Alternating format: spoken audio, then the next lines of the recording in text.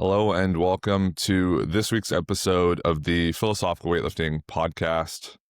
I'm your host, Joshua Gibson, and I'm joined today by Jessie Stemo, known all around the world, probably. Maybe. Definitely known, well known, especially in weightlifting. Jessie, how are we doing? I'm doing well. I'm just drinking some coffee and looking forward to talking about weightlifting.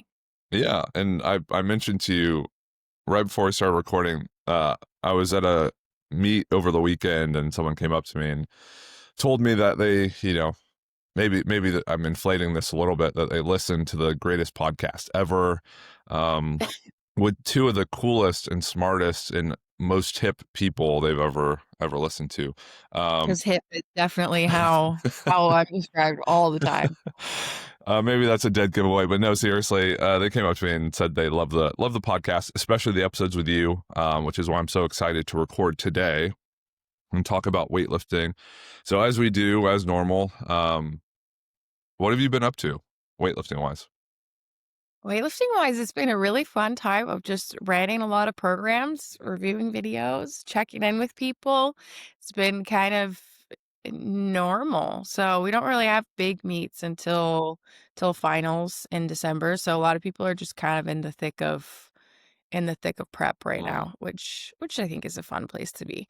I mean, per usual, a few people competing. I do have an athlete competing at Worlds in a few days, so I'm very excited for her. It's like her first Wow. time on the world stage, and then another athlete competing at like an international meet in Italy like the following week. So we had some like fun things there. Fortunately, I don't get to be there in person, but I'm excited for them.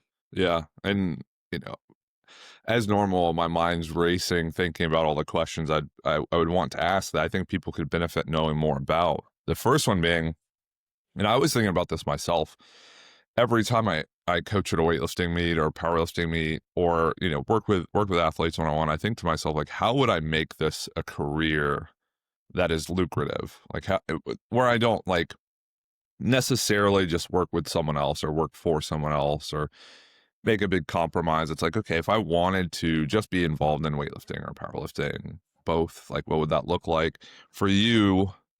What were some of the big turning points, throughout your, you want to call it coaching career, where you were able to either make decisions that got you closer to doing it full time or decisions that you made that helped support you in coaching full time? Or was it you just always coached and because of that, like, things organically grew over time and then naturally led you to being able to just, say that you're video reviewing and writing programs when you're air quotes working? I think it probably, unfortunately, is like the second Mm. answer that you had of it was I coached and that very gradually grew. And now here we are. Maybe it definitely wasn't as simple as that. But I think that coaching, weightlifting as a full-time thing for anybody who does it or is looking at that being something that they wanna do is not super easy, like, we Mm. all know there's not a ton of money in weightlifting, and so it just took a lot of time. It took a lot of time for things to grow. There were, I think, a lot of years where it wasn't even on my radar Mm. for being something that I would ever do full time. It was something that very firmly lived in hobby land and like a land that I enjoyed, but it definitely firmly lived in hobby land.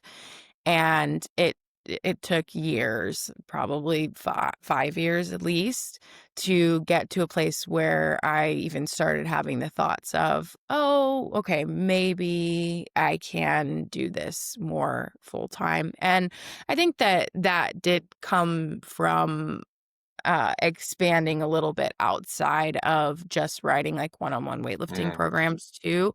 So writing for like general teams where things are a little bit more scalable and also just putting out educational type content where you're able to make a little bit of money from different Mm. places. I feel like that's been something that does make it feel a little bit more sustainable. Yeah. Ha- and a lot of people listening, the people who immediately come to mind are the longtime listeners, like say a Carl Penny in Florida who coaches weightlifting full time, runs his own club. And I think there are a lot of people listening who run their own clubs, Mhm. or they compete on the side, or maybe coach on the side. So I think there's a lot of variety, like variability, in kind of who listens, where they're at in their journey. When I think about hearing something like diversifying the way you are able to kind of put your reach out into the sport, at what point did you find that like made sense? Yeah, because I'm assuming like people starting wouldn't just like, okay, if I have pre-written programs like templates and then club programming and then one-on-one programming, as long as I have that all packaged, I should be okay. Is there a point Mhm. at which you kind of like make the decision to do that? I think for me, it started to make more sense when I started to get to a place where I was a little more tapped out on like Mm, one-on-one yeah. people. I feel like I I never want to be in a place with athletes one-on-one that I start forgetting things Yeah. about them or like what's going on in their week. And there definitely comes a point where if you have too many people, it's hard to keep track. And like, that's not what I want, and so I think there does come a time where I feel like you get to a place where like, I don't know if I wanna take any more people one-on-one, Mm, or I'm kind of nearing that point where I'm not looking to add a ton of people, and I think that's where the other ideas start to yeah. come into play. No, and I think that's kind of like a moving target too, in the sense of if you have other stuff outside of weightlifting, that will almost dictate to that kind of limit, which is Mhm, what I found. definitely. It's like the more I get involved with it, be it school or call it like extracurriculars, that then moves, my bandwidth for one-on-one coaching. And that, that's hard too, because it's not even like, okay, well, I only have so much interest for each person. It's like it's also the investment in the person kind of dictates your ability to work with them well. Mhm, Um, so I think that like target can change, which I guess a good decision for people who are interested in doing this full time or doing more of it is, can you get rid of stuff outside of weightlifting so you have more bandwidth to take mhm, on more athletes? Because you don't want to feel like you're handicapped in that capacity. It's like, if I can only work with 10 people, I'll just start doing like a team programming or club programming or something. It would probably make more sense to just like have a bigger roster of your own mhm. athletes. Yeah. I think I would imagine you learn way more from working with someone one-on-one than it would be working with a group, just because you get to track their individual response, kind of play Yeah. around with ideas, see what works, see what doesn't. Um, and that ultimately leads to like better feedback, so that when you turn that into like a club program, you have something written that's effective, and not just something that's written that you can just like put out into the world. Yeah. Yeah, I think the experience that you get working with somebody one-on-one is at least like for me, that experience working one-on-one has opened doors to do other things. Like open doors to be like, "Hey, I'm gonna write for a club." Like it helps you kind of form those Mm, connections, or I'm gonna write for, yeah, a generalized team. But I think you learn the most when you're able to just interact one on one with somebody. And like you said, you get a better idea of how exactly they're responding to the work that you're writing. And I think, I think starting there for if you're trying to expand coaching, like freeing up more space to work with people one on one is a good move. And then eventually maybe you do the other things too. But I think for me, I definitely was able to work more with people when I started kind of phasing out of like mm, full-time lifting and competing. So that yeah. transition was able to be pretty natural. There was a time where there was only so much I wanted to take on with competing and was trying to train as much as I was training. And then as that slowed down, then my bandwidth got a lot higher, I think, for athletes. And then that's where I started to realize like, okay, I think I can do this. Yeah. One thing I noticed you do really well And, you know, as me, I've been like sitting on this joke, not literally, but I've been like sitting on this joke because you said Hobbyland, like you were in Hobby. I was thinking, how do I say people who are in the Hobby Lobby? You know, so I've been sitting on that for a long time trying to like place it, and maybe that was a better placement than it would have been if it was natural. I like But people who want to move out of the Hobby Lobby into, making it more full time. I notice what Power and Grace does well, like what you tend to do really well, and what I think people ultimately like, also being in athletics, is having a very strong team branding, a team Mhm, identity. Like that is very important. And a lot of that is mhm, because it's just how you identify as an athlete. It's like, well, I'm an athlete for, I compete for, part of. That's like a very important part of like, I think creating a richer experience, and for a variety of reasons we could get into if we ever wanted to like track the actual like psychology of it. But from your standpoint, w- how are you able to keep or continue or create like a very strong, reputable brand and market in a way that pulls people in? Because I don't think the decision for someone to move from I would like to do this part time to full time is I make the decision and suddenly there's an influx of people who are like literally bashing on my door and I have to like push away. It's yeah. probably like, how would I get people interested or garner interest? Assuming I have like a good enough skill set, right? Mhm, So from your standpoint, that like brand building, team identity, marketing side, and realistically, I'm probably more interested in hearing you talk about it than I am someone who's like a business expert, just because I feel like having done it in the space and done it for years and been like in the trenches, so to speak, I think that brings a very valuable perspective. mhm. Okay. Well, not a business expert, but I think that it comes down to just having a lot of conversations about, hey, who are we? How do people see us? And who do we want to be? And how do we want people to see us? And I think Mhm. making sure that we're very regularly covering those kinds of ideas, like what do we want to be doing for people? How do we want to make people feel?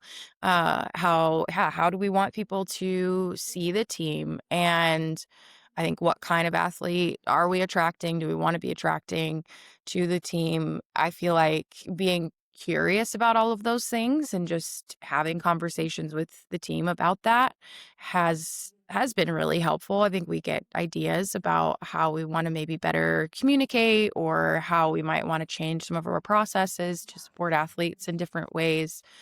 Um, so yeah, we have our every other week staff calls and I'll Mhm. connect with our coaches in between then. But a lot of times those staff calls are a little more technical where we look at a program or we talk about a research article that somebody found that they loved or whatnot. But we also make sure that a lot of those conversations are around who we are and what our goals are and where we're going. So we're collaborating on that as a team so that all the coaches are on the same page. Because I think, especially with our staff, we have 9 or 10 coaches now. I need to actually get a count. 10 maybe? Wow. Um, and so it would be easy in a situation like that to have little silos of coaches doing kind of their own thing and it not being a team. And so I think the bigger we've gotten, the more important it has been Mhm. to make those conversations regular. Yeah. So what for you, or from your standpoint, could you explain what Power and Grace does represent? So when people are interested in becoming a part of it, obviously there's like the obvious impact, the initial impact of like, oh, they're very well represented, like national and international competitions. Um, there are other aspects that I could go on about, but I'd much prefer hearing you talk about it. So like Power and Grace, if you're kind of answering that question that you posed of like, Mhm, what do we want to represent? How do we want people to feel? Like, how mhm. would you answer that from the inside out? Yeah. I think One and, like, one of the big things that I feel like we've put focus towards is just being very data driven in the way that we write our programs. So, like, we're gathering a lot of information, we're making sure we're acting on it. I mean, our partnership with Output Sports to incorporate more velocity into programs, has been sort of to meet that goal. Mm, I think all of our coaches are super well equipped to write really great programs. And so that I think is a big piece. But I think the other piece would be to be taking care of the whole athlete. I think just the idea of if we're working with somebody one on one, like our goal is to help that athlete meet their goals. yeah. And the way that you set goals in weightlifting is extremely personal. I mean, you can have a goal to be on a national podium, or you can have a goal to just feel stronger and more confident. And I think as a coach, it's super important to understand what a person's goals are because that helps inform your approach to training. And in order to like understand those goals, you have to really see and know the person in front of you. And so I think we have sort of those two focuses because I never want to like lose sight of the person for the program being really pretty. But I think the two things have to go together to really help people get to where they want to go and to just like support them in who they are. Yeah. Do you feel like that identity kind of happened naturally? Or was it something that you were intentional about? Like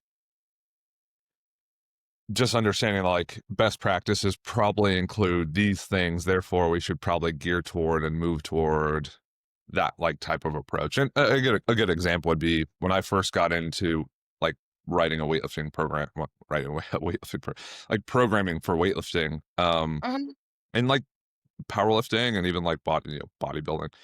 I remember like my biggest influences were Eric Helms and like 3D Muscle Journey, if you've ever heard of him, like Alberto Nunez, Lane Norton, like people in that space. And, Eric Helms now is like one of the foremost kind of like experts in, um, you know, all things kind of like evidence-based training or evidence-informed training.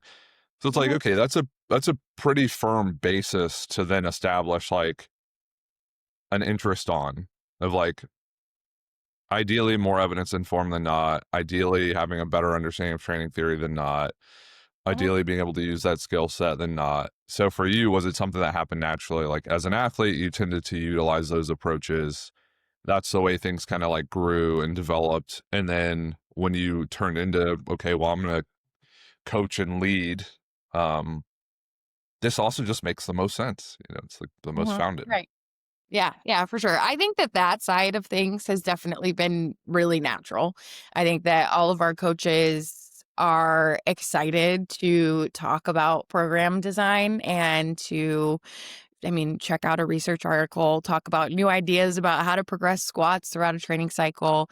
I think that that has been something that is, I would say, easy for our team. I think that the human side of things and communication with athletes side of things has been something that I think maybe we've had to be more intentional with, especially as a remote team. I think it's really easy to give an athlete a program remotely. I think it is more challenging to build like a really healthy relationship because you're not seeing that person every Yeah. day. And so I think like the processes for program delivery and video review are pretty straightforward as a remote team. But making sure that we're like seeing the person in front of us and communicating well, like that is something that I think takes more intentionality. And so I think that's something that, like, we do put a lot of focus towards in our conversations. I mean, we have a staff call later today, and our conversation is like, how do we help support athletes when it comes to outside stressors? Mm. Because we know that those affect the program. But understanding that and understanding your athlete, like, takes having a good relationship with them. And so, like, brainstorming about how we do that well is what's on the agenda tonight, and things like that will stay a part of our agenda focus as we move forward. Yeah. What would be your answer to that, or your, your input on that topic of how would you support athletes well? I think that it definitely starts with communication and trust. I mean, you have to make sure that there is trust there so they feel comfortable sharing. Like, outside stressors for a lot of people are not the easiest thing to talk about. Yeah. I mean, if you're dealing with a terrible breakup, it's going to affect training, and your coach should probably know about it. But if you and your coach only ever talk about volume and intensity and your bar path, it's going to be a lot harder to kind of bring that up than if, we have our conversations about bar path and whatnot. But we also make sure we have conversations about, like, what's going on in your world right now. Like, Mm. what do you have coming up? What are you excited about? Um, yeah, what are you focusing on kind of outside of weightlifting? And I think when you open the door for those conversations and are able to communicate about life, then it's so much more natural for an athlete to say, like, hey, that big project I was talking to you about? Like, it's really weighing on me this week, and I think maybe I need to adjust some things, or I just haven't been sleeping very Mm. well, or, whatever else it is. I think it's important as a coach to know that. We don't want athletes to get hurt because they didn't tell you that they didn't sleep all week because they were super stressed because, you know, whatever happened in life. Um, but you have to open the door for those conversations, and you have to be intentional about that, especially if you're used to just rolling through coach now most of the time. Yeah. Yeah, it's very I listen to you talk about it, I'm like, man, it's very complicated. Mhm. And I don't think I'm exaggerating, at all, and I don't think I'm overcomplicating it when I say that. I think it's true. And I listened to a podcast. I don't know if you've heard of Steven Pinker, the author. Yeah, familiar. Yeah, he's really sharp. He's got the one of the books I think I listened to is called The Blank Slate, but it Okay. basically looks at the idea of nature versus nurture. You uh, it's both. Surprise, Yeah. but it's a Surprise. book that really like dives into that and looks at like the very like literal aspects of it. And the podcast itself was on, I think it was on Sean, I think his name's Sean Carroll, but he's a physicist, and it was on like rationality and common knowledge. So common knowledge is something where you know something and I know something, and I know that you know and you know that I know. Does that make Mhm. sense? Mhm. So it's like normally you probably wouldn't get that meta and think about it and be like, oh, someone could know that I have this knowledge of, X, Y, and Z, them having spinach in their teeth. And then they know that like maybe I also have spinach in my teeth, and we have this shared knowledge of like, um, that isn't to like derail the podcast, but to say like, okay, the fact you can think about this idea of common knowledge of like, what does someone know that I know, and then how does that impact them? Mhm. You know, Mhm. um, and other aspects like other aspects of people um inherently working towards feeling, this is like a Abraham Maslow idea, but like people inherently working towards being self-actualized, like reaching their own potential. Mhm. You could say that like, okay, maybe people from the start have this like inclination or drive or push toward that, or like an implicit inherent interest. It's like something that kind of lives underneath them that like acts as fuel. And you might hear this in like the way they talk, like, "Oh, I wish I could, or I should be, or I could, I want to." And they understand that as like, I'm going to use words. I'm going to use my own words and my own understanding of all this. In a perfect world, I'd be the type of person who does, and they're moving towards this idea of like who can I be? Like, what's my potential and how can I reach it? That really that really adds a layer of complication to this idea of like, oh, you just support someone, you just support someone. It's like you don't just support someone, you support this like really complex experience of the Yeah. world Yeah. who has their own personal background that was maybe either great and really supportive or like really rough and really difficult and like Mhm. really shaped them a lot. And I see this the most because, in athletics, I think you get such a variety of people who come through your doors, right? Who would want to compete and want to like pursue that as an avenue. And you realize like it's just not about the athleticism or the performance that you're coaching.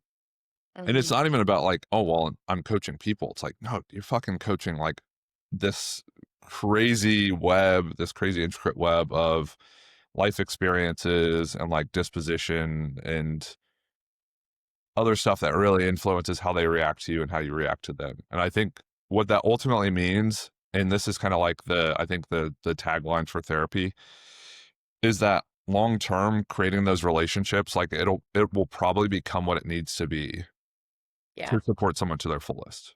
And because Mhm. I think about like my relationship with Danny as like a coach and as like a best friend, right? It's like we understand what we both need for her to be successful, Mhm. and she supports me in like me being my best self, so she can be supported to be her best self, right?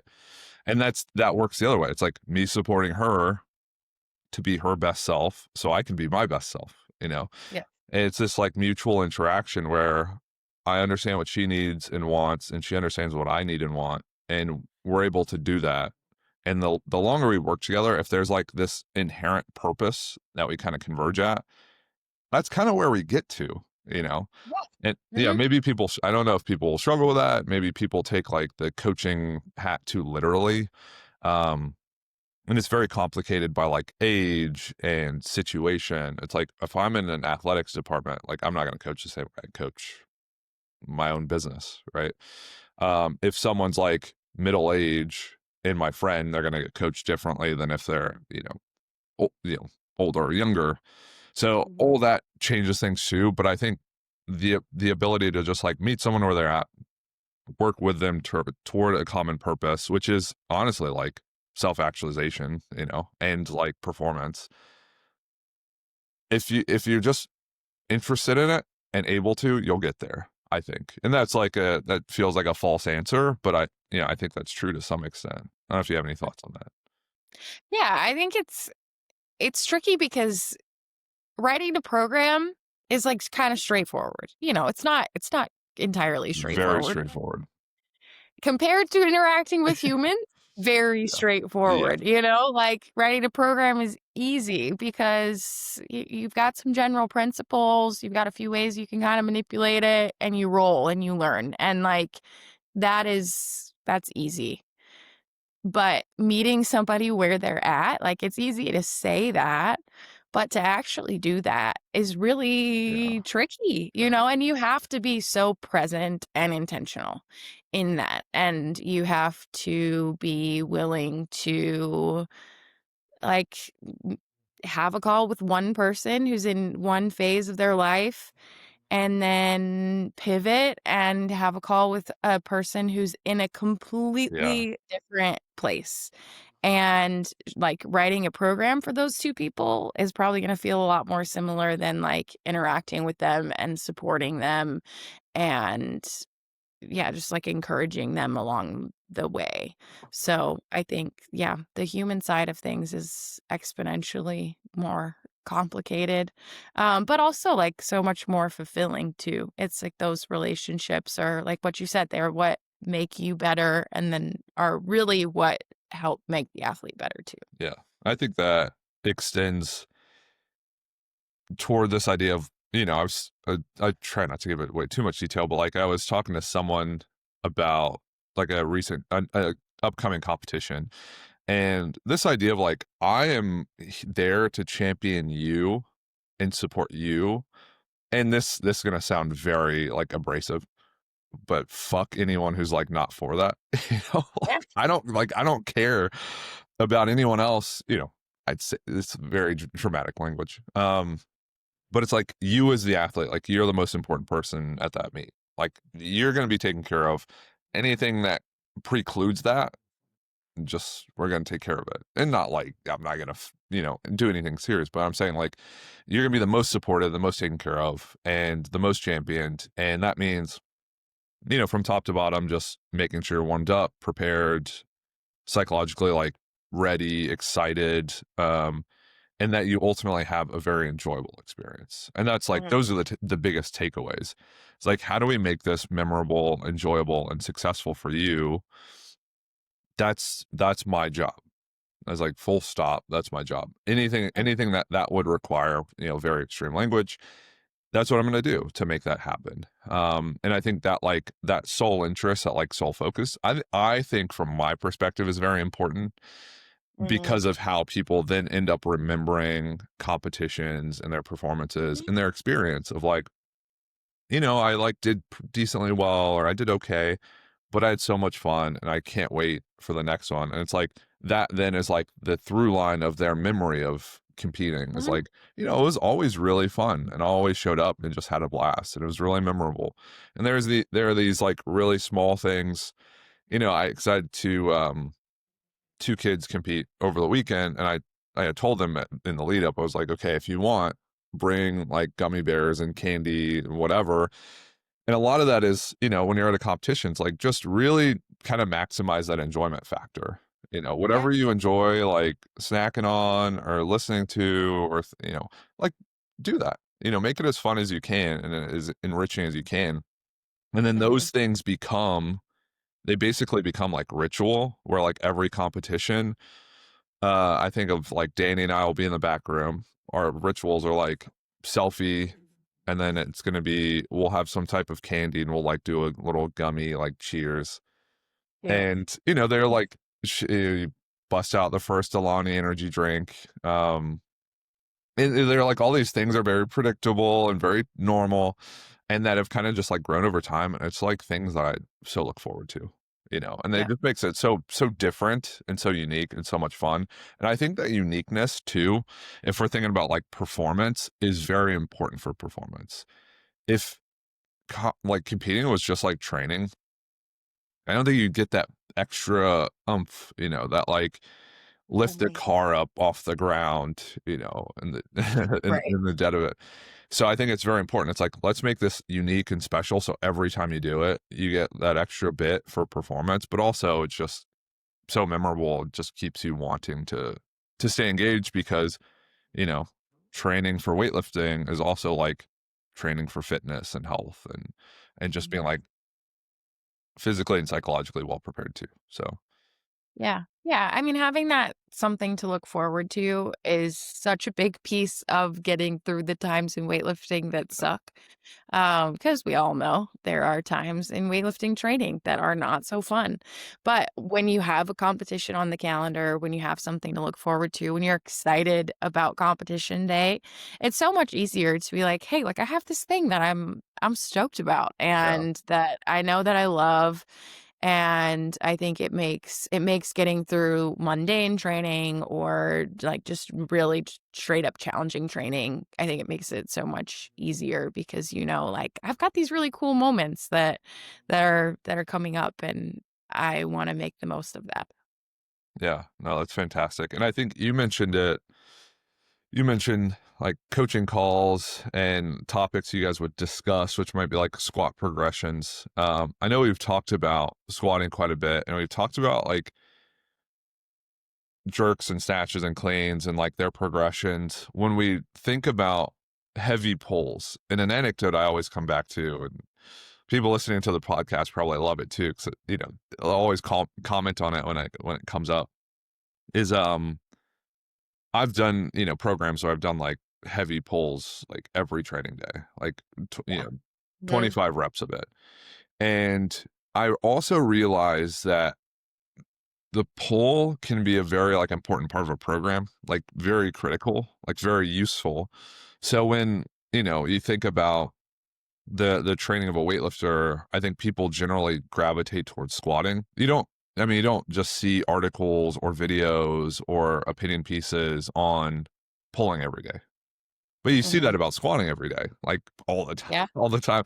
Should I Yeah. squat every day? How frequently should I squat? How much volume? Which exercises? Generally, people do not say that about pulls. Yeah. So, from your perspective, to kind of lay this groundwork conversation about pulls, which encapsulate deadlifts and RDLs and hinges of most types, what role does a pull play in a weightlifting program? I mean, I think a huge role, like massive, just as much as squats, and I think you could almost make an argument that they could play more of a Mm, role yeah. depending on the athlete's strengths, because you can obviously use pulls for developing maximal strength. I mean, you can deadlift, you can RDL, you can use them to create those adaptations in training, but you can also use them for technical change. Mm, And so I think that pulls like can serve almost more purposes than squats. Squats, you're doing them to get strong. You're moving through a very straightforward movement pattern. Whereas with a pole, like you're using them to get strong, but you're also using them to like iron out the technical changes that mm, you want to see in your lifts. And so I think you can, as a coach, be more creative in the way that you write poles when it comes to the way that you write the exercises themselves. And as an athlete, like you can really get a lot out of them if you are intentional with the way that you're working through them. But they're also a really easy thing to overlook because usually they're at the end of your program, you're exhausted, you want to be done. So like if there's anything people are gonna just go through the motions on, like a lot of times it's gonna be the pool. And then as a coach, sometimes you're like, well, the athletes aren't even gonna pay attention to it. mm. Like, why am I being creative here? So yeah, I think they're maybe sadly kind of overlooked. Yeah, and I think that one, that's a hot take because you started off with they might be as important as squats. So I think people are going to hear this and be like, okay, I'm definitely like kind of sold now. But I think what you're mentioning, the reason why they'd be at the end of a program is they are, I mean, they put you in a position that could feel more fatiguing for like your back, right? Oh And yeah. I think the crux of any your ability to do any program is kind of like precluded on your back feeling good. You know, you feeling good, because once you start to get those little tweaks in your back or like soreness, that becomes a little precarious. So pulls are generally toward the end because you don't want to overly fatigue yourself for any of the work beforehand, and then they have to kind of be modified in a way where you aren't kind of like compromising position or like getting out of positions that you're tolerated um, to kind of make that a possibility of like a little tweak here or there. When you um think about pulls, and one thing that kind of came to mind that you can't really do with squats is you can kind of like double down on the volume allocated toward, a certain exercise variation. So if you're doing like I've done this before, if you're doing like a low block snatch or low block clean, you might do some like floating pull, right? Where it's like, okay, we're getting reps through that same range, we're getting kind of like the eccentric component, and we're going to target that same starting point that you're pulling off the blocks from. So we get a lot of work going there and coming from there. So we can kind of like double down on that volume. Whereas you can't really do that with a squat. I mean, if we're doing like a hang clean, there's no part of the squat where it's like, this is specific to a hang clean, except the recovery, really. Mhm. Mhm. So you can kind of like double down on variations that are being targeted within that training block. And you can kind of like the way my brain works is like the block after, you can kind of preserve those Yeah. exercises too. So if you did like a hang snatch or block snatch from the knee, you might do a hang pull above the knee, or you might do a block pull above the knee the next block, and say like all those adaptations we made, which might be velocity specific, so you might have to like track the load a little bit or change the load a little bit. But positionally, we can still like hammer those and kind Mhm. of double down on those and kind of like save them for later too. Yeah. Um, so I think the best place to start with anything that's programming related, especially is like big of a topic as polls and how it fits into a program, is where do you start when you conceptualize like the layout of a program and how that exercise bucket is going to be utilized? Mhm. I think I definitely will probably start with athlete strengths and weaknesses, kind of, I mean, with anything. Like, what does this person need to do what they want to do in competition at the end of the training cycle? And I think, I don't know, I don't want to overgeneralize, but I feel like athletes fall in a couple different buckets. One bucket being they're plenty strong, they usually pull the bar high enough, Yeah. and the other bucket being their pull is really slow and weak. Um, and so I think you, like, put athletes in their respective buckets, and then you go from there. So for the athlete whose pull in strength, their deadlift is not the limiting factor. Like, the way that I write pulls is gonna be geared a lot more towards, like, positional strength and Mm, awareness. I'm gonna okay. make sure I'm giving them a ton of opportunities to be in the spots that we Wow. want to see them in the lifts. And maybe we go kind of heavy because they're strong, but like the main focus is position work there.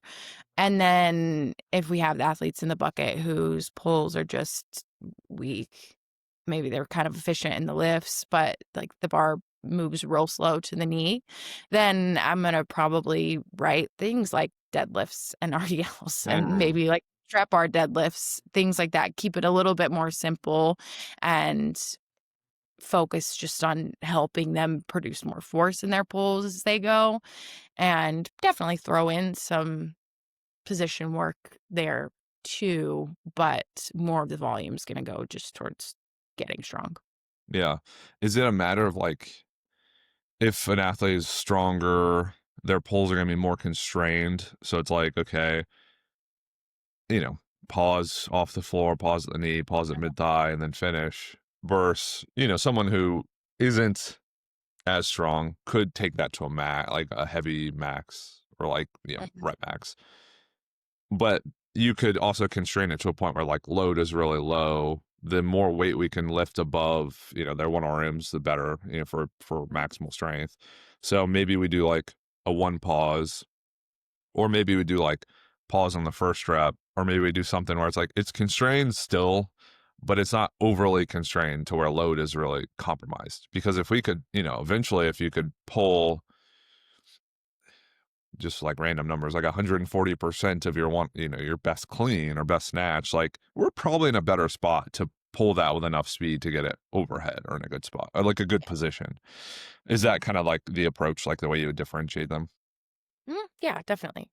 Okay. Mhm. And let's start with someone who's stronger. Is it then, okay, loads 1 RM plus or minus 5 or 10% that you're kind of working with? Like, how would you dictate that, knowing that, okay, someone's really strong, but more strength isn't really useful. So I guess how do you have that bandwidth of like necessary weight to drive the changes we want without going kind of haywire and just like YOLOing it, you know? Yeah. I mean, I think that's where making sure that you're getting videos of polls, I think, is important for somebody Okay. who could be just going through the motions and it's wacky, but they do them. Yeah. I think you select the intensity based on how well they can hold the positions that you want them to hold. So sure, maybe they Mm, can pick gotcha. up 140%, but can they get to the position at the knee that you want them to Yeah. be at? Yeah. Like, is the bar actually moving right off the floor? So I think select the intensity based on how well they can hold their positions. And I do think that, so if you have that person who can, I don't know, 140% is so much, I can't imagine. Um, but if you give them a 3-stop pull where they're pausing for a full 2 seconds at an inch and the knee and mid thigh, you're Mm.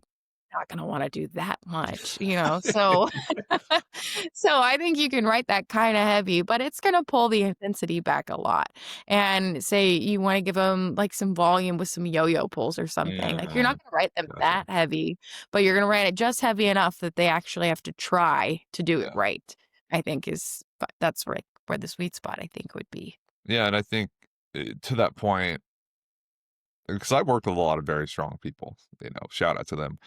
And it, to some extent, is a little bit of a like, hey, I know that feels right, but it's not. Like you, you know, the positions have to be better. The tempo has to be better. A lot of that is Mhm. like you kind of do what feels right, and you're like, okay, the weight's moving well, and I feel like I'm hitting the right positions. I feel like I'm pausing long enough, and you review the tape, and maybe you still don't pick up on that, or maybe you do, and you're like, oh, I'll get it next time. But it's like, but next time we actually need to do it. It's not just Mhm. like, oh, I'll get to it next time.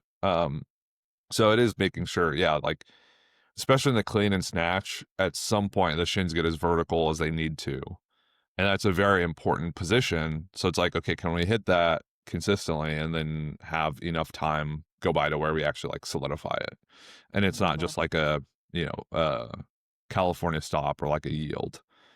Yeah. And I think the position of the knee is very important, position off the floor. And, so shout out to Tiff. When Tiff cleans or does like her pulls or deadlifts, sometimes her knees stay so far forward that like they're still basically bent pretty significantly when she kind of ropes the bar around.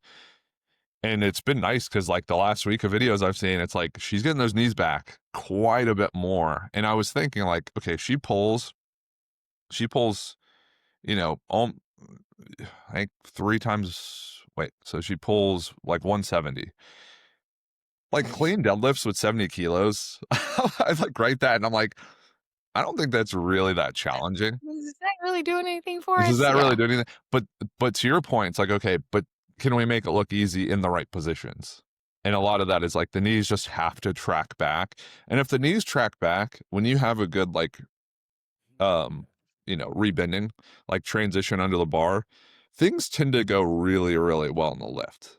And I Mhm. just see that time and time again. It's like when we can get the pull to, and especially in the clean, like above the knee, executed really well. That transition is like beautiful. Your shoulders are in a good spot. You transition on the bar, get to a good power position, and then you can extend and pull from a really like powerful, balanced place.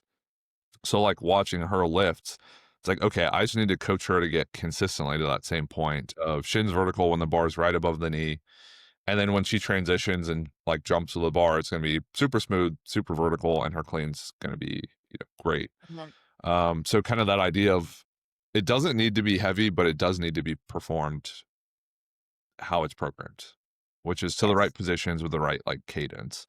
With Mhm. someone who struggles with maximal strength, like force expression, is that how often do you just opt for like a straight deadlift versus still like a pull or still like something that's varied or constrained? I think it depends on training cycle length. Mhm. Like if I have a long time, at 16 weeks, and somebody is weak, probably gonna start with some kind of deadlift, maybe do a deficit deadlift, or I Mhm. mean, maybe do an RDL depending on where they're weakest. But honestly, pretty often for somebody who Okay. is, I think it's a good way to put some weight on the bar and get them feeling stronger. And I think maybe you could be a little more creative, but do you need to be? I don't know, maybe not. Yeah. I think, that idea of only using exercise variations too, I think it's important for myself to remember, and this is what I've been playing around with, because sometimes training blocks get kind of like messy, like for example, um, like Eric or, Eric, Derek, I didn't intentionally do that. They both had things happen where it's like, okay, we went from maybe more specific training to more general training because say you have 21 weeks and you start something that you're going to like do a small peak for in the middle and then transition back into like a little more high volume, like varied training. Eric got married, had a honeymoon, got sick, and then it's like, okay, I'm not going to have you peak just to hit 97%. Like, I don't really see the purpose of that. So, pivot, big pivot, restart kind of like a training cycle, like a from start to finish general this comp prep training. And that could be, as simple as okay, we're doing lower reps, more force stuff. Let's just change the reps and sets. That's like I that sometimes can be feel more typical for the squat, but other exercise not feel as normal. It's like, no, I need to change the exercises and keep the reps relatively constant or within a band. It's like, no, you can go from pulling doubles to pulling fives or pulling, you know, wave, like doing like wave pulls where it's like 3-2-1 or 2-2-1 or something to pulling sixes. So I think that ability to like vary the reps can kind of be slept on a little bit. Yeah. Especially when it feels like, you know, we're moving. I mean, at the end of the day, you're moving from worse movement and lower loads to better movement and bigger loads, and then like changing that to make it like more specific to the velocities that you're going to see in competition. But you can always kind of cycle back through reps. And I think that's something I maybe get away from a little bit. It feels more typical in the squat, but in the pull, I just feel like the exercise should be kind of matched toward the lifts or the variations that are going to come up just to like, you know, help prepare for them. But you're exactly right. Like even thinking about if we're doing something that's force dependent, like for Derek, he was doing heavy pulls from the floor, just straight pulls, and it was like fives and triples and doubles, and I mean hit decent weights, but positions are a little wacky and still want to push that maximal strength up. So it's like, okay, let's do like a floating pull on a deficit. And that like floating aspect is just going to make your technique kind of sharpen up a little bit. And For then sure. pulling from a deficit, just stop where the floor is. We're doing some low block stuff like within the training week. So you kind of get that same like positional um, aspect. So I think that through line is like really beneficial for keeping maximal strength the focus, keeping exercise like more technique specific, and Yeah. then having like a place to then move from. Because I think that having a place to move from is almost as important as like just writing the perfect training block. Mhm. Mhm. Yeah, Yeah, yeah. I love that deficit progression. It's a good one. yeah. Okay, so kind of established for people who are, you know, maybe not as strong what their pulls would look like, people who are stronger, what they would look like. How would you kind of plan those out to peak someone for competition, knowing that you're probably not going to pull? I mean, depending on the style you train, you might pull a heavy single like in the training hall, but like, how would you think about or conceptualize the progression kind of from start to finish? Yeah. That's a good question. Honestly, like the 2 buckets sort of end up at a similar spot at the end. Like you're pulling more traditionally, maybe doing some high pulls, but like you're pulling from the floor, trying to be fast, hitting good positions in that last few weeks of prep. So I think maybe we start in different places, but honestly, the goal would be to kind of end up in a similar spot. And I mean, with somebody who's naturally stronger, I think it's easier to push the intensity a little bit more in that like competition prep because you don't Mhm. have to worry so much about them getting too fatigued. So I think somebody who's not as strong, you might be a little bit more careful there, like especially with clean pulls, because you don't want to throw off like comp day or a Mhm. heavy clean and jerk workout because you pulled too heavy. But really, I mean, we're going from being a little bit more weakness specific to being competition lift specific as we get closer to the meet. And so, yeah, we start for somebody who's really strong, a lot more constrained by their technical weaknesses and progress in a way that sets them up to be moving exactly how we want them to move from the floor at the end. So if we start with like a 3 stop pull, maybe we cut a stop in the second block. And then in the third block, we're just doing a straight up high pull or like a slow pull plus or something so that they can like really iron that out as they go.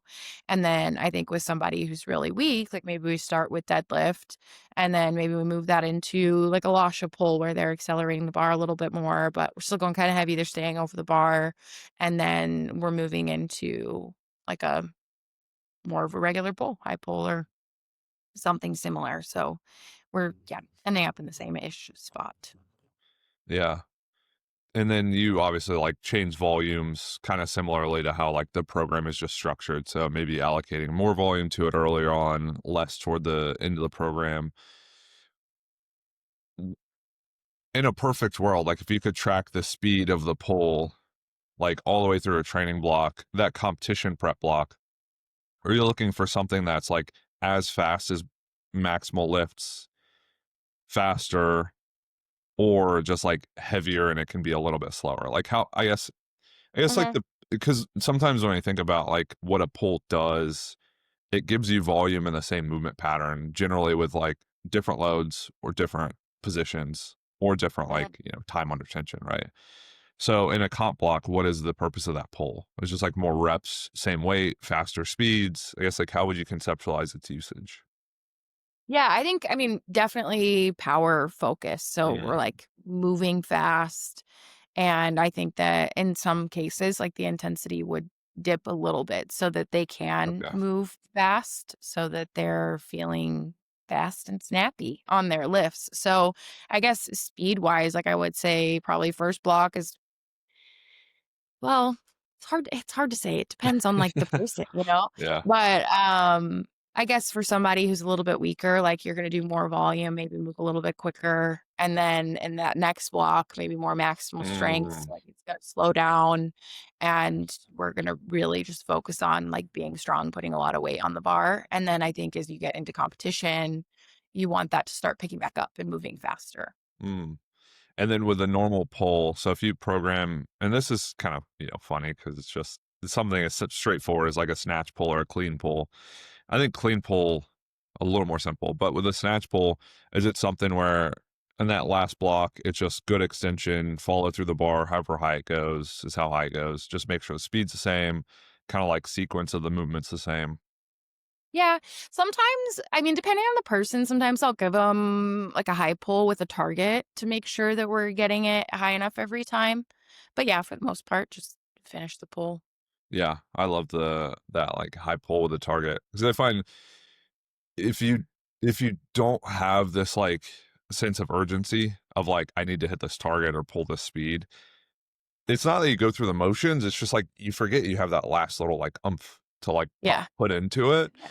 And if we can get like 90, 95, 100% weights, I mean like all this is like in theory, right? All this is in theory and we kind of piece it together and someone does it and then like stuff happens. And it's like, okay, this Mhm. is how you performed. But like in theory, if you could have 100% weights and pull it to sternum height, yeah, it's like friggin' snatch it, like Yeah. crush it. Yeah. If you could do that with 105% weights, like friggin' crush it, like go under and catch it tight. So I think that idea of like being able to accelerate those weights high enough is like very useful for one, just like all the velocity specific stuff, muscular stuff. Also, Mhm. just like knowing you're in shape. I think that would be like a decent KPI. Sure. So I could probably leave those in a little bit more, but I always get confused. Like I'll see it's which sounds silly, but like I'll see a snatch pull and it's like I can't really move the bar that high at the top. I just kind of get this like little, you know, extension and shrug. So even when I Yeah. program those, like what would I be looking for in a snatch pull? And a lot of that is I guess it's just like accelerate and move the bar as well and as high as you can, like within the constraints of like the weight and the training day. Um, and then I'm sure volume tapers off pretty significantly. So in that last block, it's not like a ton of work. It's probably just, you know, a few sets to kind of maintain movement to get extra like volume in and feel good about the way the bar's moving. Yeah, definitely. Yeah. Definitely. Awesome. Mhm. Do you have any, as we kind of wrap up, do you have any favorite like hacks with programming pulls that you found? Hacks with programming polls. Mm,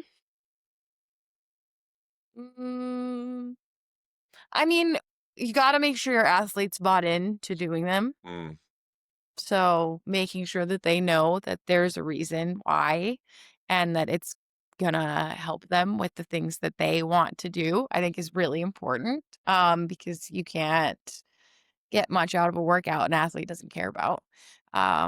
So I think that, and lately I've loved trap bar deadlift. I okay. think that is such Wow. a good variation for athletes who don't know how to use their legs well in the pull. And for people whose backs might be like a little bit iffy. Yeah. Um, so yeah, I maybe trap bar deadlift could be it. getting blinded by the sun. You're good. Yeah, I saw that happen. I was like, I wonder how painful that is. Uh, can't see.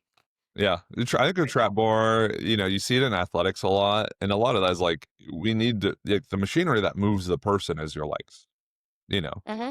it's like that's the underlying engine. So how do we like improve the engine? It's like, well, we got to remove the inability to like clear the road, to set your back, to do all those things. So it's like, if I just put you in a partial squat, grab handles, stand up, generally you can load your legs more effectively. Now it does kind of remove that like skill component, but what I've found that I like with the snatch and what I found has made a big technical difference, and I think like more kind of like quote unquote foreign programs will do this well, is having say like a muscle snatch into like a hang power snatch that's constrained into like a full snatch or snatch variation. So like having this like tiered system where it's one light, really, really constrained specific exercise. The second one emphasizes the same thing, bigger load. Third one's like the target movement. And I think with pulls, you might be able to do that where it's okay, exercise, constrained pull, and then take off the constraints and kind of open it up for force. Yeah. So maybe that's my hack. So people are more interested in that. We'll detail it in the next episode of the podcast. Um, Jessie, fun as always chatting with you about weightlifting and specifically, maybe the psychology of helping people actualize their abilities and then doing that in a literal way with like getting stronger.